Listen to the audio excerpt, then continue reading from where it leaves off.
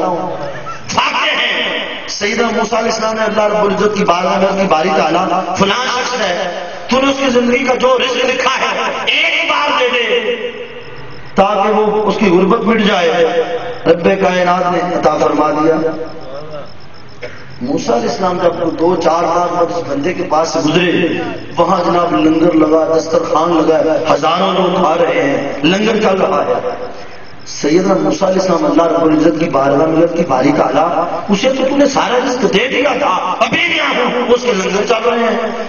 رب کائنات نے فرمایا موسیٰ علیہ السلام میں نے اس کو سارا رزق دے دیا تھا, اس نے وہ سارے کا سارا میرے بندوں پہ خرچ کر دیا, اس نے میرے بندوں کو کھلا دیا. تو موسیٰ علیہ السلام جو میرے بندوں کو کھلاتا ہے میں اس کو کیوں نہ دوں, وہ میرے بندوں کو دے کے مجھے قرض دیتا ہے اور میں کئی گنا بڑھا کے اس کو واپس کرتا جا رہا ہوں. یہ اللہ کی شان ہے کہ اللہ رب العزت اگر بندہ اللہ کی راہ میں دیتا ہے اللہ رب العزت پھر اس کو کئی گنا بڑھا کر واپس دیتا ہے. یہ اللہ رب العزت کی سنت ہے. سیدنا موسیٰ علیہ السلام کے زمانے میں اس نوجوان کو ملا اور پھر میرے آقا کے زمانے میں جب تاجدار کائنات صلی اللہ علیہ وسلم کے غلام حسین عثمان غنی رضی اللہ تعالیٰ عنہ مدینہ میں قحط آ گیا, لوگ بھوکے مر رہے ہیں, غلہ نہیں ہے, اناج نہیں ہے. اتنی دیر میں آپ کے 100 لدے اونٹ آ گئے, مدینہ کے تاجر جمع ہو گئے, بولی لگانے لگے. عثمان غنی 1% پرافٹ پہ دے گا, فرمایا نہیں دیتا ہوں. 2% پہ, فرمایا نہیں دیتا ہوں. 3 گنا پہ, فرمایا نہیں دیتا ہوں. کہنے لگے پھر اتنا 3 گنا سے زیادہ تم کون پرافٹ دے گا, تاجر تو ہم ہیں. فرمایا 10 گنا لوں گا, اس کو دوں گا. انہوں نے کہا 10 گنا تو کوئی نہیں دے سکتا, اتنی بڑی پرافٹ تو کوئی دے ہی نہیں سکتا. فرمایا اللہ کی راہ میں دیتا ہوں. کھڑے کھڑے اعلان کر دیا, اپنے سارے کے سارے مدینہ میں غریبوں میں تقسیم فرما دیا. اور اللہ رب العزت نے پھر قرآن مجید میں ارشاد فرمایا اور ان کے لیے کہ جو اللہ کی راہ میں خرچ کرتے ہیں اور اللہ نے اس کو قرض حسنہ قرار دیا. ارشاد ہوا بسم اللہ الرحمن الرحیم, اللہ رب العزت نے فرمایا من ذا الذی یقرض اللہ قرضا حسنا فیضاعفہ لہ ولہ اجر کریم, کہ جو اللہ کی راہ میں قرض حسنہ دیتے ہیں اللہ پھر انہیں کئی گنا بڑھا کے واپس کر دیتا ہے. یہ اللہ مال بھی اللہ کا, دینے والا بھی اللہ, پھر اسے قرض حسنہ فرما رہا ہے کہ جو میری راہ میں دے گا اسے کئی گنا بڑھا کے میں واپس کرتا چلا جاؤں گا. اور پھر سیدنا صدیق اکبر رضی اللہ تعالیٰ عنہ, چونکہ انہوں نے قرآن کو سنا ہوا تھا, آقا علیہ السلام کی صحبت میں رہے تھے, غزوہ تبوک کا موقع آیا, آقا علیہ السلام نے اعلان کیا کون ہے جو اللہ کی راہ میں مال خرچ کرے.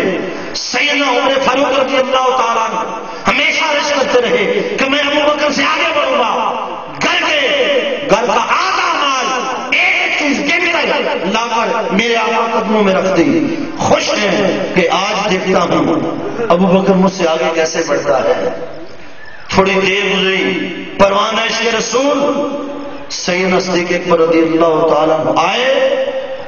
زمانے نے کیا دیکھا کہ گھر کی ہر چیز لا کر میرے آقا کے قدموں میں رکھ دی اور جسم پر جو لباس ہے وہ بھی اتار دیا اور ایک بوریا لے کر کیکر کے کانٹوں کے ساتھ اپنے سطر کو ڈانپا ہے. آقا علیہ السلام کی بارگاہ میں سارا مال پیش کیا. آقا علیہ السلام پوچھتے ہیں ماں ابقیت لأہلک یا ابا بکر, اے میرے غلام ابو بکر گھر والوں کے لیے بیوی بچوں کے لیے کیا چھوڑ کے آیا ہے, ان کے لیے کیا چھوڑا ہے؟ اب آپ کا جواب سنیے. ابقیت لہم اللہ ورسولہ, یا رسول اللہ آقا ان کے لیے اللہ اور اس کے رسول کا نام چھوڑایا ہوں.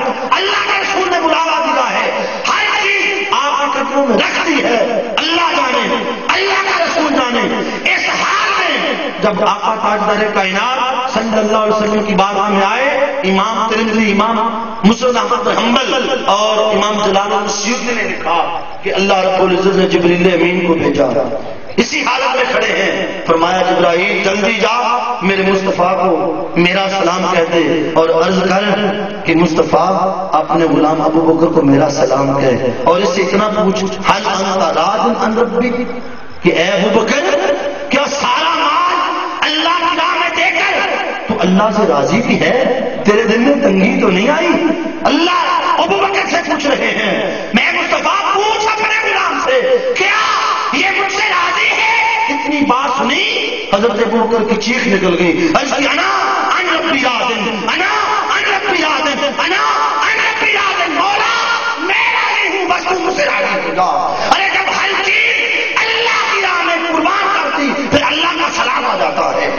پھر اللہ کا پیغام آ جاتا ہے. اگر اللہ کا قرب آنا ہے پھر ماں ہر چیز اللہ کے راہ میں قربان کر دو، تمہیں تقویٰ کی دولت ملے. حضور تاجدار کائنات صلی اللہ علیہ وآلہ وسلم نے سیدنا ابوبکر صدیق رضی اللہ تعالیٰ عنہ کو بیان فرمایا، اور پھر آقا تاجدار کائنات صلی اللہ علیہ وآلہ وسلم نے اپنی سنت بھی بتائی. اس سے پہلے حضرت داؤد علیہ السلام کی امتی کا حال سنیں. حضرت داؤد علیہ السلام کا ایک امتی ان کی صحبت میں بیٹھتا ہے. ایک دن ملک الموت آئے، کہا داؤد علیہ السلام اس طرح امتی کی 3 دن بعد موت ہو جائے گی، اس کی موت لکھی جا چکی ہے. حضرت داؤد علیہ السلام کو بڑا دکھ ہوا کہ میری صحبت میں بیٹھتا ہے، میرا غلام ہے، 3 دن بعد موت آ جائے گی. 3 دن کے بعد 3 ماہ گزر گئے، اسے موت نہیں آئی، وہ زندہ و سلامت پھر رہا ہے. سیدنا داؤد علیہ السلام پوچھتے ہیں ملک الموت، تو نے کہا تھا 3 دن بعد مر جائے گا، یہ تو ابھی تک زندہ ہے. عرض کی اے پیغمبر خدا، مجھے رب کائنات نے اس کی موت کا پروانہ دے دیا. میں جب اس کی روح قبض کرنے کے لیے پہنچا 1 دن پہلے اللہ نے مجھ پر تجلی فرمائی، فرمایا اس کی روح قبض نہ کرنا.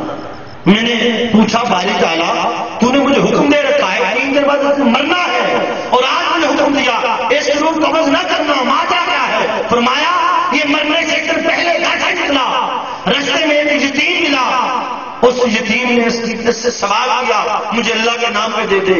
اس کے پاس 20 درہم تھے، اس نے سارے کے سارے اس یتیم کو دے دیے، اور اس یتیم نے میری بارگاہ میں ہاتھ اٹھائے، مولا اس نے میری کفالت کی ہے، اس کو دراز عمر عطا فرما دے. میں نے 1 درہم کے بدلے اس کی 1 سال عمر بڑھا دی. اس نے یتیم کا خیال کیا ہے، اس نے میرے بندے کو دیا ہے، میں نے اس کی دعا کا صدقے اس کی عمر کو بڑھا دیا.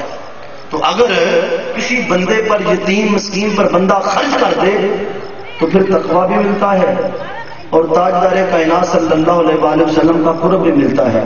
آقا تاجدار کائنات صلی اللہ علیہ وآلہ وسلم عید کا روز ہے، میرے آقا مسجد نبی میں تشریف لے جا رہے ہیں. رستے میں دیکھا ایک بچہ جس کے میلے کچیلے کپڑے ہیں، وہ زاروں کی طرح رو رہا ہے. تاجدار کائنات صلی اللہ علیہ وسلم ٹھہر کے اس کے پاس بیٹھ کے کہا بیٹے کیوں رو رہے ہو؟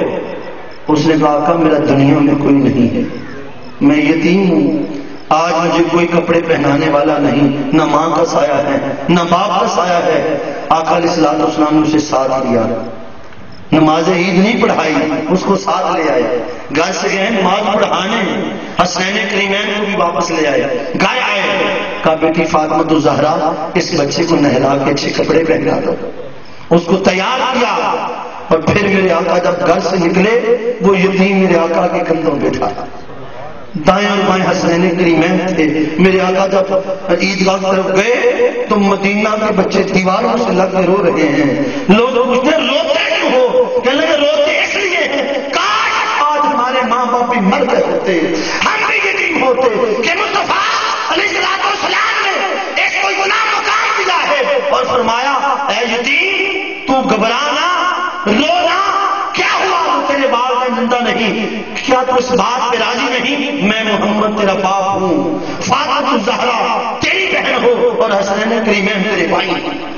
تاجدار کائنات صلی اللہ علیہ وآلہ وسلم کی سنت یہ ہے کہ میرے مصطفیٰ نے یتیم کے سر پہ ہاتھ رکھا ہے، مال خرچ کیا ہے. اور دوستان محترم، پچھلے سال تحریک منہاج القرآن ہر سال اعتکاف کرتی ہے، پچھلے سال زلزلہ آ گیا.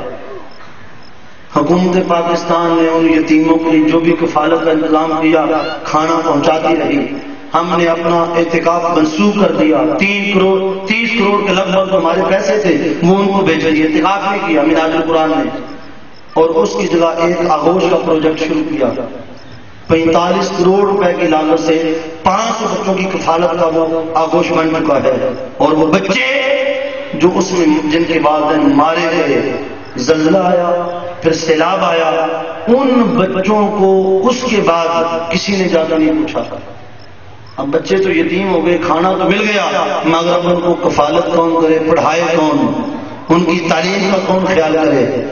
حضور تاجدار کائنات